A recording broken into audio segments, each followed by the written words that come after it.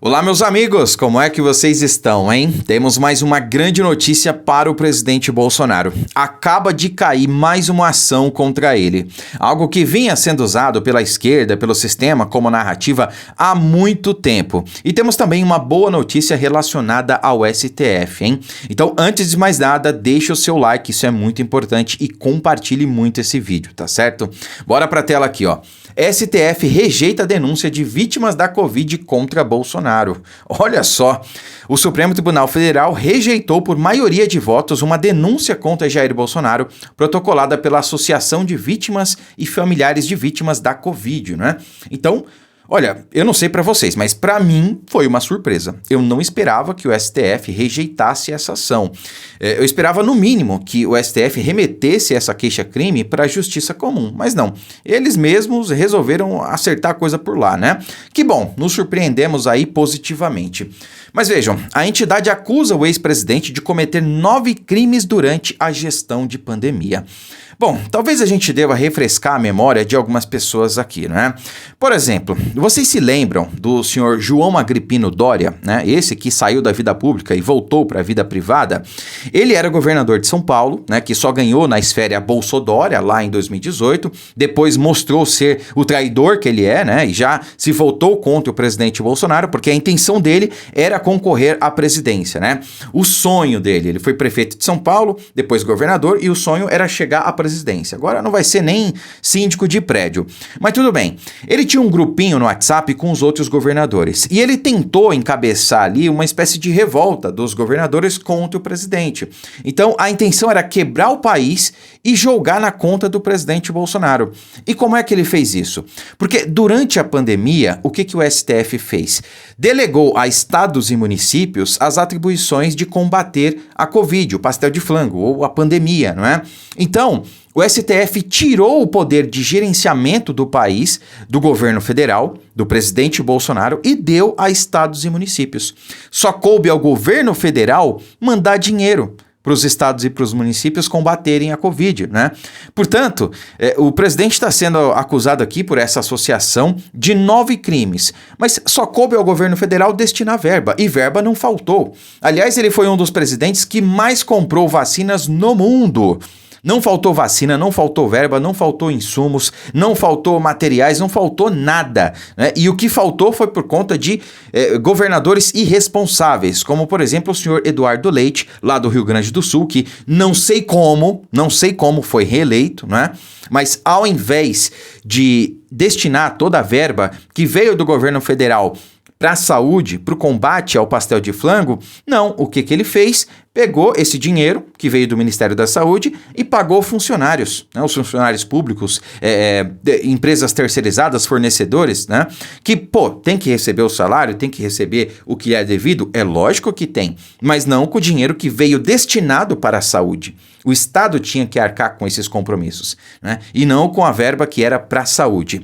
Teve também estádios que foram feitos de hospitais de campanha aqui em São Paulo, no Rio de Janeiro, e que não foram usados, né? No Rio de Janeiro, cara, teve hospital de campanha que contratou jardinagem, 22 milhões de reais em jardinagem, e esse é apenas um dos casos. E sem falar do consórcio Nordeste também, que comprou aí 50 milhões de reais em respiradores que nunca foram entregues, foram pagos antecipadamente à vista, nunca foram entregues, e mais, foram comprados em uma loja de maconha chamada Hemp Care, né? O consórcio Nordeste que tinha o senhor Rui Costa, atual ministro do desgoverno Lula, e a desculpa que ele deu para comprar na Hemp Care foi: não, é que eu não sabia, eu não sei falar inglês, né? Essa foi a desculpa que ele deu. Lá no Pará, se não me engano, no Pará ou no Amazonas também, teve um monte de respiradores que foram descobertos num fundo falso na parede de um hospital. Cara, tem uma centena de coisas erradas que foram descobertas na pandemia aí, e que a CPI do pastel de flango não quis saber disso, né? Foi para investigar o governo federal. Nós temos acusações contra o governo federal, mas tudo que coube ao governo federal fazer, ele fez, e fez muito bem. Agora, todas as barbaridades que aí sim, infelizmente, ensejaram em perdas de vidas, ninguém quer saber, né? Mas tudo bem. O que surpreende é o seguinte, ó. Os ministros André Mendonça, Ricardo Lewandowski, Dias Toffoli, Alexandre de Moraes, Gilmar Mendes, Luiz Fux, Cássio Nunes Marques e Rosa Weber acompanharam o voto do relator Barroso, né, o Luiz Roberto Barroso, pela rejeição da ação. Toda essa galera aqui votou para rejeitar a ação. Olha, nos surpreendemos positivamente, não é mesmo? Bom, já os ministros Edson Fachin e Carmen Lúcia defenderam que a queixa-crime fosse remetida à Justiça do Distrito Federal e o julgamento ocorreu via plenário virtual, né? Era isso que eu imaginava que seria feito, eles destinassem a queixa-crime aí para a Justiça Comum. Acabou não acontecendo, mas é uma ótima notícia, pode-se dizer que foi uma vitória, mais uma ação, mais uma narrativa que cai contra o presidente Bolsonaro, tá? Agora vejam a notícia interessante que nós temos para o STF, né? Eu já tinha antecipado para vocês que a proposta de emenda à Constituição do senador Plínio Valério de estabelecer mandatos para ministros do STF tinha ressuscitado, digamos assim, né? Porque ela estava estagnada desde 2018 e agora ganhou uma espécie de fôlego. Pois bem, meus amigos, proposta de criar mandatos no STF ganha força. Bom, a proposta de impor mandatos a membros de tribunais superiores, inclusive do STF, tem ganhado força entre os integrantes das principais cortes do país e do parlamento. Pelo menos 4 ministros do Supremo se dizem favoráveis à mudança.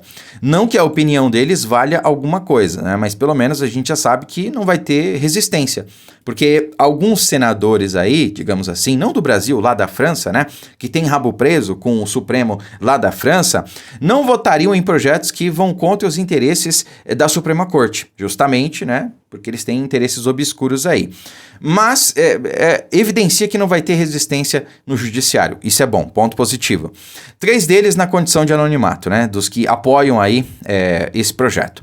No Congresso, o presidente do Senado, Rodrigo Pacheco, vem sinalizando disposição em pautar o projeto sobre o tema, o que é muito interessante. E os próprios ministros demonstrando interesse em aprovar esse projeto, vai sinalizar realmente para o Pacheco e para a turminha dele pautar isso aí, né? Isso é muito interessante. Não há consenso sobre a extensão do mandato a ser imposto e a disposição passa por propostas que vão de 8 a 16 anos. E, em geral, juristas apenas concordam que a medida só deve valer para futuras indicações, como forma de afastar o argumento de que a regra seria inconstitucional. Uma PEC que estabelece mandato a magistrados, apresentada pelo senador Plínio Valério, aguarda para ser votada no Senado. O projeto fixa prazo de atuação no STF de 8 anos, sem direito à recondução.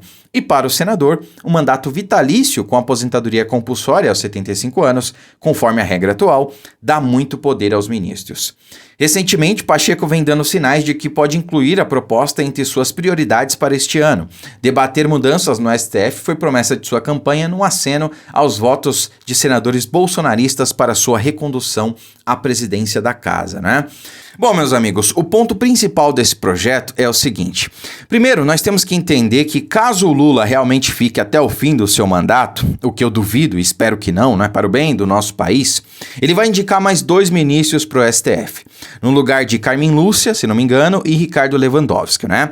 Bom, caso essa PEC seja aprovada, os ministros que o Lula indicar só vão ficar lá 8 anos. Ou seja, já passa a valer aí para as indicações do Lula. Sim, meus amigos, tudo bem. Pode ser que esse projeto não contemple ali os atuais ministros, né? O que não vai mudar muita coisa. Não vai mudar muita coisa também o Lula indicar mais 2, porque atualmente a composição é a seguinte, né? É sempre um 9-2, né? É sempre um 9-2. Cássio Nunes e André Mendonça de um lado e o resto do outro. Então, o Lula indicando mais 2, substituindo 2 que já estão do outro lado, não vai mudar muita coisa.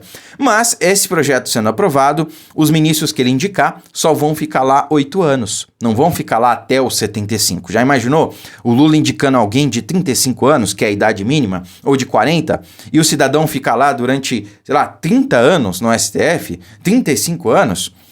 É complicado, né? Bom, ao meu ver, o que podia ser incluído nesse projeto também seria outras formas de impeachment de ministros do STF, porque hoje fica na mão do presidente do Senado. Então, se o cara não quiser, ele não pauta nenhum processo de impeachment. E aí fica difícil pra gente frear ali as arbitrariedades, né? Mas estipulando um mandato aí de 8 anos, a coisa já melhora muito, tá? Lembrando que as coisas aqui funcionam assim, né, pessoal? A gente não vai mudar tudo da água pro vinho do dia pra noite, né? A gente não vai conseguir incluir tudo que a gente gostaria neste projeto. Mas começa assim, estipula o mandato, depois muda as regras para impeachment, depois consegue mais uma vitória ali, outra aqui, né? A gente vai, vitória por vitória, um dia de cada vez, e no final nós vamos vencer essa guerra, se Deus quiser. Grande dia, boas notícias, e é isso. Curta, comente, compartilhe esse vídeo, inscreva-se no canal e siga a nossa página no Facebook. Muito obrigado, fiquem com Deus e até a próxima.